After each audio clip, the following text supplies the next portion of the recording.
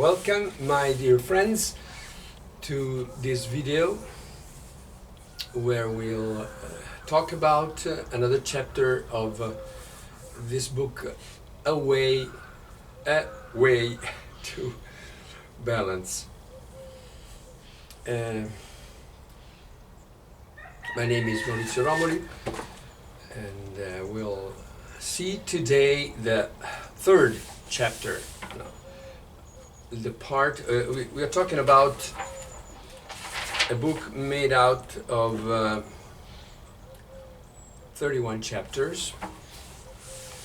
So enough with my story, with my personal story, and we'll go now a little bit. We have something like 2 chapters where we talk about the theory. 3 chapters, I would say 3. When we talk about the theories that I accept, let's say the fundamentals of Taoism. As we already said this, but it's useful to repeat it. When I say my Taoism, I mean my Taoism, what I accept of Taoism, what I have understood of Taoism.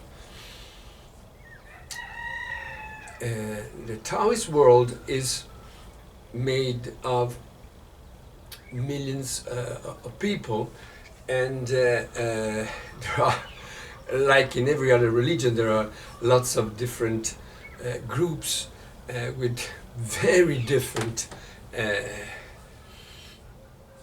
theories and practices. What I say here is what I've found reasonable, acceptable, and it's the result not just of Taoism. The basis, I would say, is Taoism, but I try to melt in this theory of mine and practices of mine. I try to melt different approaches from different religions. When I found something, in the past, when I found something that seemed worthwhile, seemed important, I try to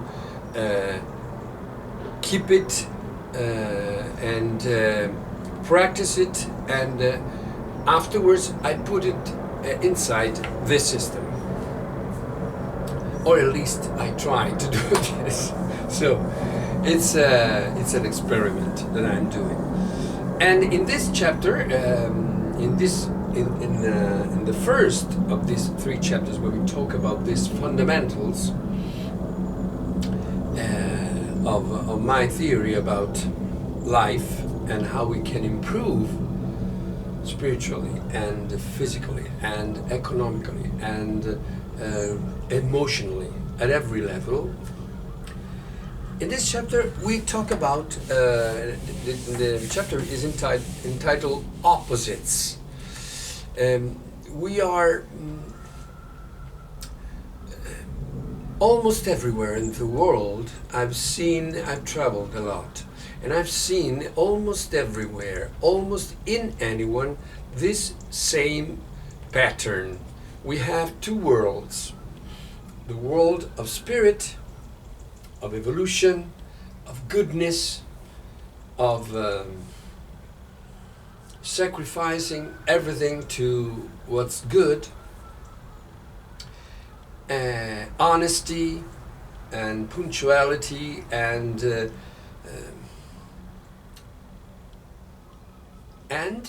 the spiritual search.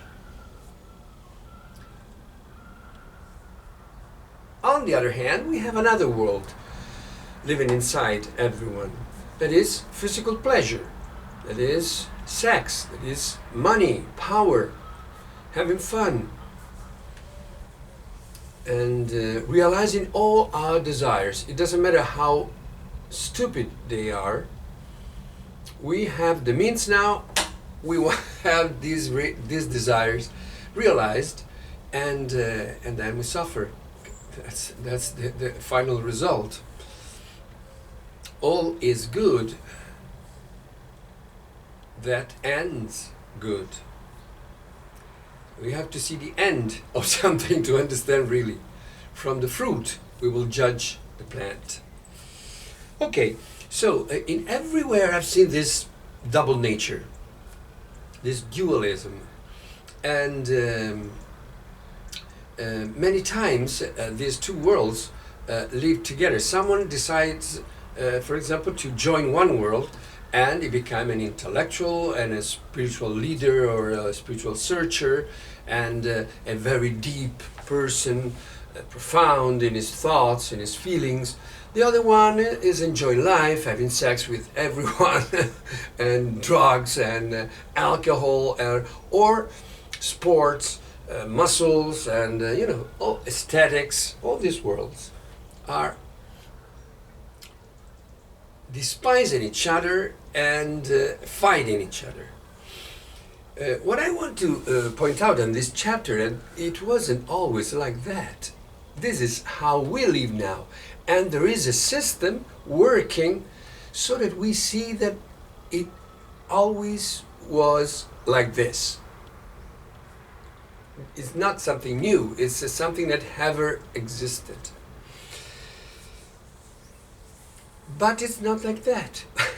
For example, if you go to Pompeii, you will see in the houses of the Romans, that's our heritage. In the house of the Romans, you will see paintings on the wall, on the walls of the houses that are still intact, because the ashes preserved. That's why Pompeii is so important, so unique, because we can have an idea of what was, for example, Roman painting, because we don't have anything left of that period of time regarding paintings, pictures, and because it was like frozen with this and kept preserved for us to see. So if you go in this beautiful place called Pompeii, close to Naples, a wonderful place also for the nature, for the islands, for the volcano, they're still standing there, the Vesuvio.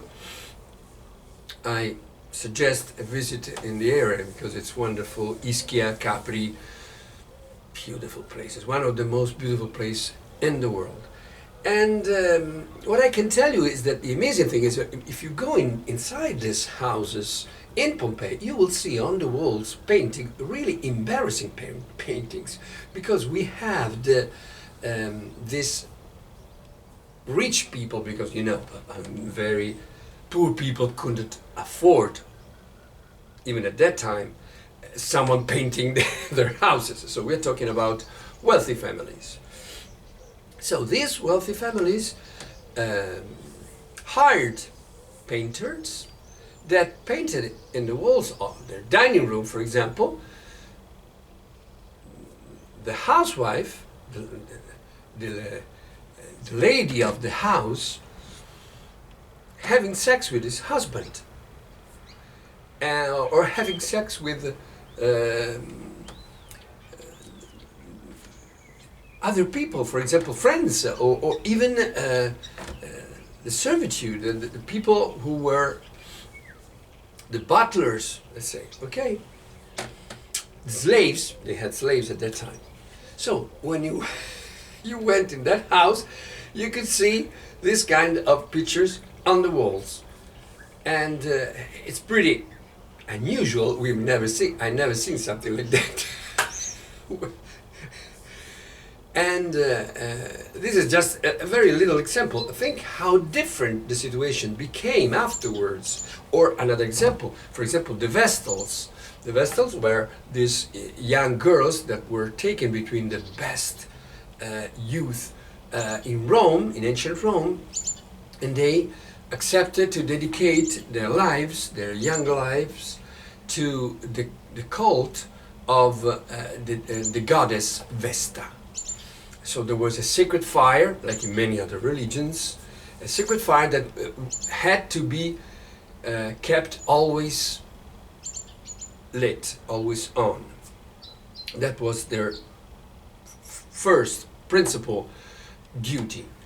And then there were other things, and they were very highly respected and considered in the ancient civilization. We just can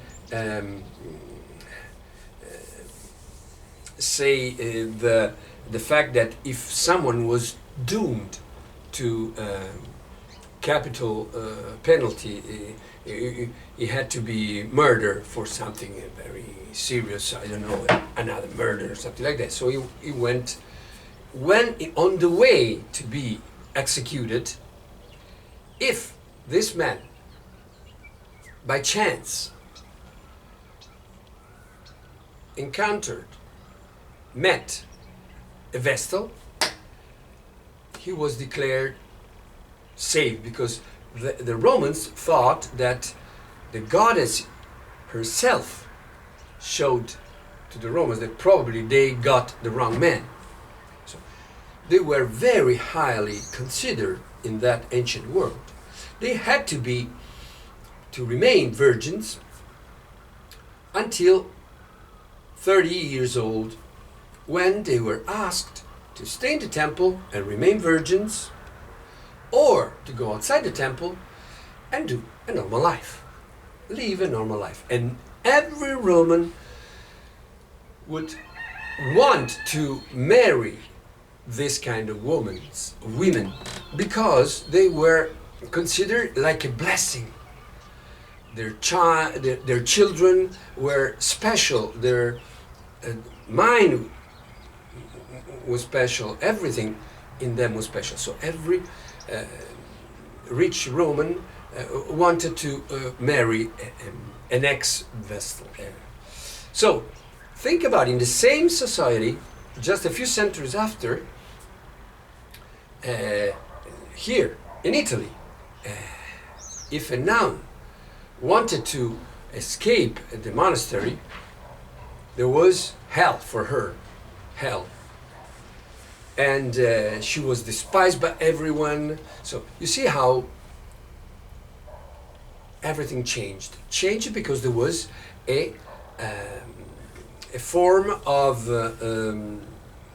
manipulation that was made on our people, and then to all the people in the world. So this chapter is dedicated to show how these two worlds are not so different. That's why it's called opposites ? Because they are not opposite. Because inside of us, the two tendencies live together. They share the same soul. They share the same body. They share our path together. And we have to mix these two worlds together. And that's why this book is called A Way to Balance. Balance these two different tendencies.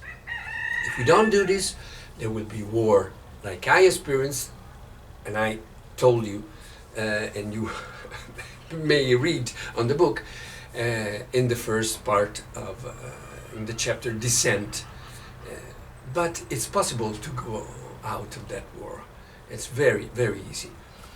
And that's all I wanted to say. There are other examples in the book, but the main fact is this: these two tendencies are not really one against the other. And let's not believe that it was always like that. No, this situation was created purposely by someone who had in mind a certain hidden agenda. Not so hidden, but it was.